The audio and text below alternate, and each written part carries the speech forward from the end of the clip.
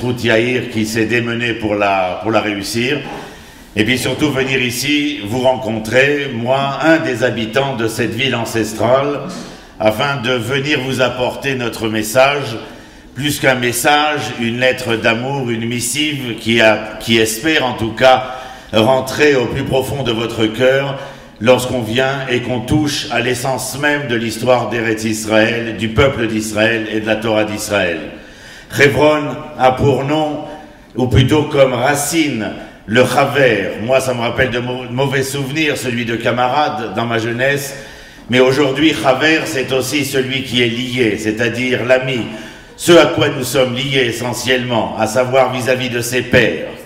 Venir en Israël, y habiter, y résider, sans avoir un tant soit peu de l'idée de ce que veut dire appartenir à un père et à une mère, ou se lamenter sur un tombeau de Rachel qui, elle, se lamente, ainsi que le dit Yirmiyahu, le prophète, de retenir ses larmes parce qu'elle est enterrée en chemin et qu'elle n'a pas eu le sroud d'être enterrée à Meharat Amarpela.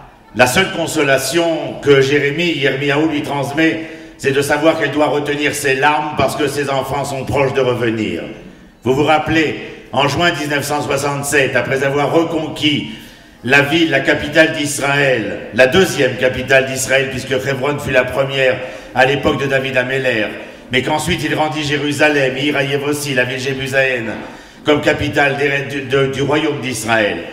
Eh bien, lorsque les armées d'Israël, envoyées par le général Rabin, Zichrono Livracha et Moshe Dayan, Zichrono Livracha, ils vont demander à une des divisions blindées composées des enfants de Gush Etzion, qui ont été enlevés à leur père et à leur mère, en 1947, vu et sus de l'attaque des villages arabes contre les kibbutzim de Gush Etzion, ces enfants, 20 ans plus tard, en 1967, ont 25, 26 ans. Ils sont pour la plupart des tankistes et à leur tête un des capitaines qui s'appelle Hanan Porat. Et lorsque ces tanks roulent depuis Jérusalem jusqu'à Hebron, ils passent par Bethléem et bien entendu, en arrivant près de Bethléem, le capitaine Hanan Porat sort sa tête de l'écoutille du tank et avec son casque et ses hautes lunettes, dans les communications, il demande à tous les commandants de tank de sortir la tête parce que nous allons approcher d'un des tombeaux les plus célèbres de l'histoire d'Israël, le tombeau de Rachel.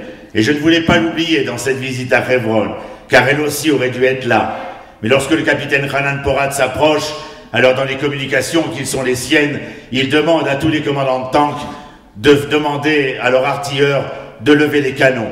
Et vous imaginez la division blindée de Tzahal passer devant le tombeau de Rachel et voir comment ces canons se lèvent et les officiers saluer celle qui avait la promesse, si elle avait la patience, si elle retenait ses larmes, de voir ses enfants revenir dans leurs frontières. Et Hanan Porat d'entamer ce chant si célèbre pour nos enfants ici en Israël, Veshavu banim ligvulam, ils sont rentrés dans leurs frontières, tes enfants. Si l'on ne sait pas ces histoires-là qui nous émeuvent, qui nous font le poil s'hérisser, afin de sentir, de ressentir au plus profond des abîmes de notre cœur ce que veut dire appartenir au peuple d'Israël. Non pas que nous soyons des Juifs, que nenni mon ami, mais nous sommes des Hébreux, et des Hébreux qui, lorsqu'ils reviennent sur leur terre d'Israël, sont à la recherche de cet Hébreu qui se cache dans le Juif que nous sommes. Car envers et contre tout, nous ne sommes pas revenus ici pour continuer à perpétuer les méandres exiliques et galoutiques d'antan, mais pour retrouver une autre dimension, celle des êtres hébreux, qui sont les enfants d'Abraham. Quelle est leur particularité? La Mishnah nous dit, ils sont baïchanim, rachmanim, begomli chassadim, ils sont miséricordieux, ils sont pudiques, ils sont emplis d'amour. Eh oui, ce sont là les enfants d'Israël, car dit la Gemara, si jamais tu voyais quelqu'un être le contraire de cette normativité-là, eh bien il faudrait te demander s'ils sont véritablement les enfants d'Abraham. Et c'est avec ce cœur émouvant et cet esprit réfléchi qu'ils ont envers et contre tous les aléas de l'histoire, délaissé pour nous qui venons de cette Gaule antique, délaisser les bons rois d'Agobert qui n'étaient pas les Saint-Louis, qui n'étaient pas plus sadiques mais plutôt de véritables sadiques, et qui face aux glaces qui nous ont regardés dans les Versailles d'antan, nous ne nous sommes pas reconnus à l'intérieur, et si les jardins de le nôtre, eh bien n'étaient pas le mien, j'en suis bien fier, car les jardins de Hebron sont beaucoup plus resplendissants que ceux de Versailles. Pas parce qu'ils sont plus beaux, mais parce qu'ils sont les miens. Demandez à un enfant simplement, est-ce que papa, ton père, est le meilleur? Il n'y a pas un enfant au monde qui oserait dire que son père n'est pas le meilleur. Bien sûr que mon père est le meilleur. Bien sûr que ma mère est la plus belle, car ce sont les miens. Et comme ils sont, je les aime. Et tout cela est nécessaire à être appris, entrepris, réalisé dans l'Israël d'aujourd'hui. Bien sûr qu'il y a nombre de défauts, mais il y a nombre de qualités. Et ces enfants que nous faisons grandir et que vous avez vus dans les rues, que nous faisons grandir ici à Hebron, mais partout en Israël, mais j'ai un petit faible pour Hebron, parce elle est cette ville qui nous permet d'être unis. Vous savez comment est-ce qu'on dit l'ami en hébreu? Yedid. C'est comme Chaver, mais c'est plutôt dans le langage davidique, dans celui des Tehillim, Yedid Nefesh. Vous savez comment s'écrit le mot Yedid? 2 fois, avec le mot main, le mot Yad.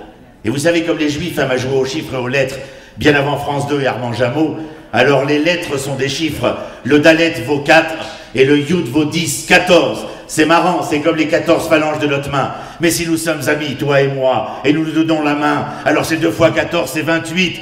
Et 28 en hébreu, c'est Chafret, c'est Kohar. Bien avant ceux qui ont été mes maîtres dans la révolution bolchevique et les Georges marchaient ou qui marchaient pas dans les PC français, savaient que l'union fait la force. Mais celle-ci est la nôtre, Yedid, Shavé Kohar.